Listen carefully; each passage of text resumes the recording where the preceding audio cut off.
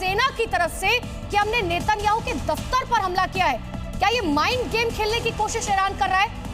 बिल्कुल, जब आप देखते हैं युद्ध होता है तो युद्ध के अंदर सबसे बड़ा मौजूद हथियार जो होता है एक साइकोलॉजिकल वॉरफेयर भी होता है, जिसमें हम एक दूसरे की क्षमताओं को टटोलने की कोशिश करते हैं और उनके दुश्मन के जो सैनिक होते हैं उनके मोराल को डाउन करने की कोशिश करते हैं। तो यहाँ पे जो देखा जा रहा है, यस्टरडे उन्होंने क्लेम किया था कि इब्राहिम लंकन पे उन्होंने 4 मिसाइलें दागी हैं। तो हो सकता है दागी हो सकता है ना दागी हों, लेकिन इस तरह से उन्होंने अपने ट्रूप्स को, अपने जवानों को आश्वासन दिया है कि अभी युद्ध में आप जमे रहिए, किसी तरह से हम हार नहीं रहे हैं, हम अटैक कर रहे हैं और आज भी हम अमेरिका जैसे बहुत मजबूर देश की जो बहुत बड़ी फ्लीट है उसके ऊपर अटैक करने में कामयाब हैं।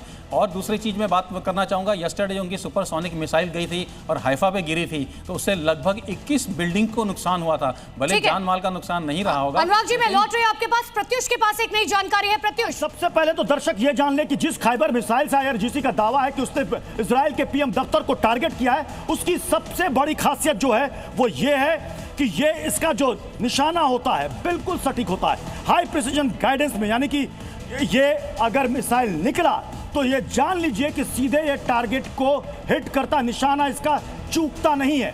इसकी पॉसिबिलिटी बहुत ही कम होती है, 0.001% इसकी पॉसिबिलिटी होती है। यानी कि अगर ये दागा गया किसी टारगेट को हिट करने के लिए तो सीधे जाकर उसे भेदेगा। और जैसा कि हम बार बार बता रहे हैं, लगभग 2000 से लगभग 2500 किलोमीटर की इसकी मारक क्षमता है और ये परमाणु हथियार को ले जाने में सक्षम भी है। और अगर एक साथ कई सारे खैबर मिसाइल अगर टारगेट को हिट करने के लिए वहां से चले थे तो जाहिर सी बात है कि ये अभी तक के इसकी युद्ध में ये बहुत बड़ी डेवलपमेंट है। और अगर ऐसा वहां पर हुआ है तो इजराइल के लिए ये बहुत बड़ा नुकसान और इजराइल के लिए एक बहुत बड़ा झटका होगा।